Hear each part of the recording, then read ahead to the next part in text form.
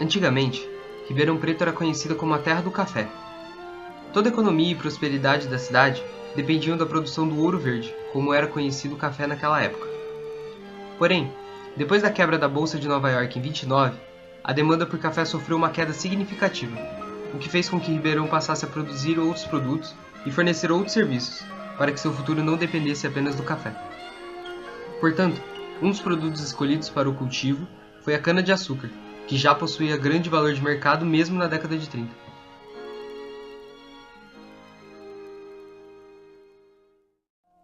Quase 40 anos depois, por volta dos anos 70, o mundo atravessou outra crise, a crise do petróleo. O governo brasileiro foi forçado a encontrar fontes de energia alternativas ao petróleo e naquela época a solução encontrada foi o etanol. O etanol, álcool fabricado a partir da cana-de-açúcar, foi utilizado para suprir a demanda por gasolina durante a crise, já que naquele período o Brasil desenvolveu a tecnologia para utilizar o etanol como combustível para os automóveis. Como consequência, a demanda por cana-de-açúcar nos anos 70 aumentou consideravelmente. Diante da crescente demanda, o governo brasileiro começou a fornecer subsídios para que produtores rurais passassem a cultivar a cana-de-açúcar. Isso fez com que vários donos de fazenda de Ribeirão Preto e região, que antes cultivavam café e outros produtos, começassem a produzir a cana-de-açúcar. Atualmente, o Brasil se tornou o maior produtor de cana-de-açúcar no mundo. O estado de São Paulo responde por 60% da produção de cana-de-açúcar no Brasil. E dessa porcentagem, 45%, ou seja, quase a metade de toda a produção paulistana, provém da cidade de Ribeirão Preto.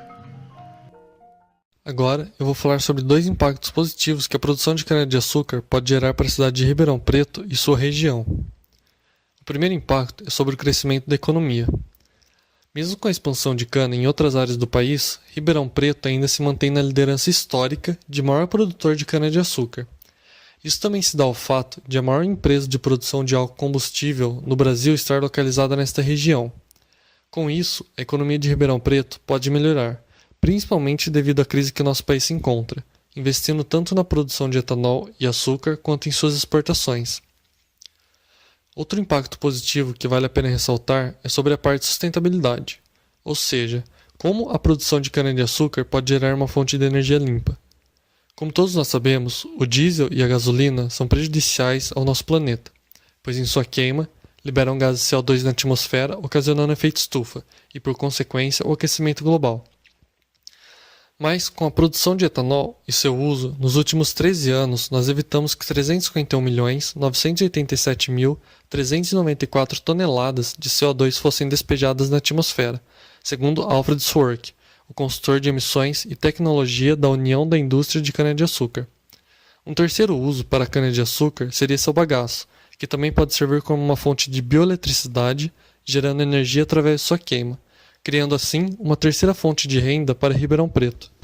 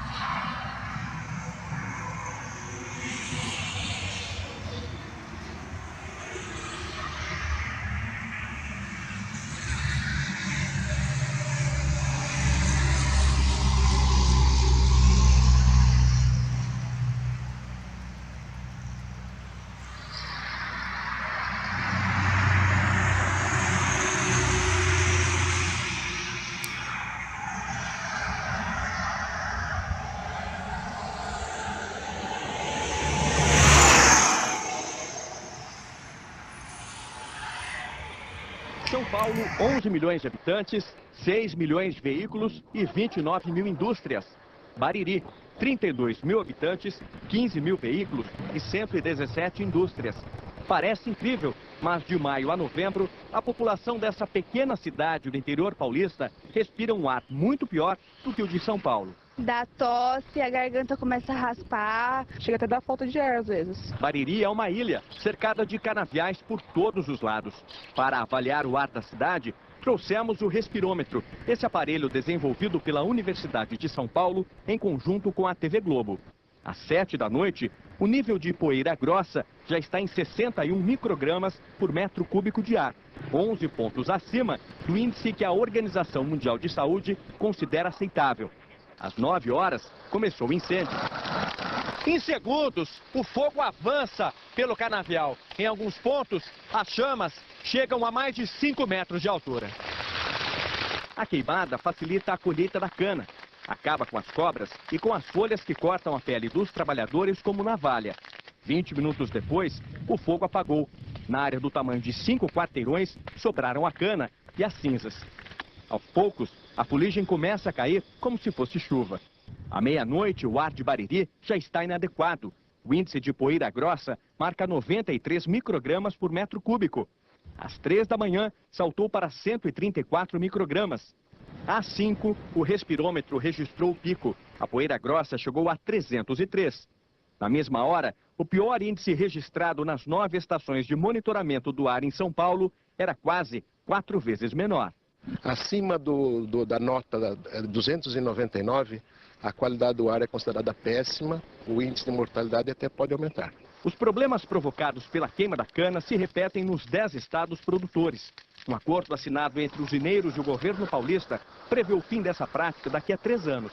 Nos demais estados, as queimadas vão continuar até 2021. Em Mineiros do Tietê, também no interior paulista, o pronto-socorro agora funciona dia e noite por causa da fumaça. O número de inalações realizadas por dia chega a dobrar nessa época. Há 50 anos, o problema de saúde mais comum por aqui eram as verminoses. Hoje, são as doenças respiratórias. Você medica, dali uma semana, ocorre outra queimada, volta novamente todos os sintomas.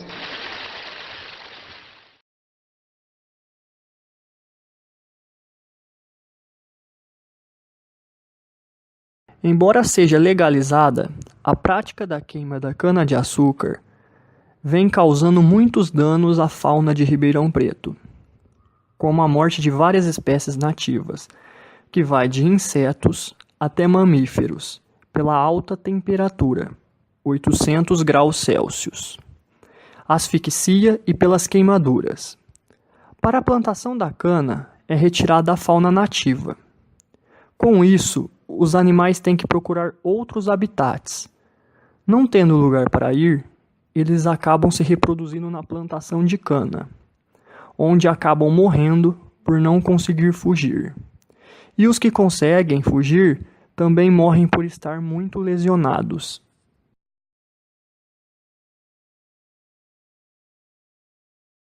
Não se pode negar que a cana-de-açúcar é uma aliada da economia de Ribeirão Preto.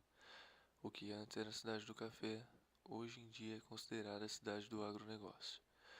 Foi detentora do 30º maior PIB entre as cidades brasileiras. E o evento AgriShow é a segunda maior feira de agronegócio do mundo. A cidade de Ribeirão Preto é a maior produtora de cana do Brasil e a quarta maior do mundo. Outro fator já dito foi o uso de cana-de-açúcar como fonte de energia, tanto para o etanol ou no bagaço da cana-de-açúcar utilizado para a bioeletricidade. Mas em contrapartida, temos os fatores negativos já ditos, como o impacto ambiental na queima da cana-de-açúcar, eliminando vários gases tóxicos, gás carbônico, monóxido de carbono, metano e outros. Outro impacto é na fauna da região, matando várias espécies nativas de Ribeirão Preto. Então, o que podemos entender depois de tudo é que, sem dúvidas, o plantio e queima de cana-de-açúcar é muito prejudicial para o ambiente, mas enquanto for a principal fonte de energia, de economia da cidade, vai continuar acontecendo.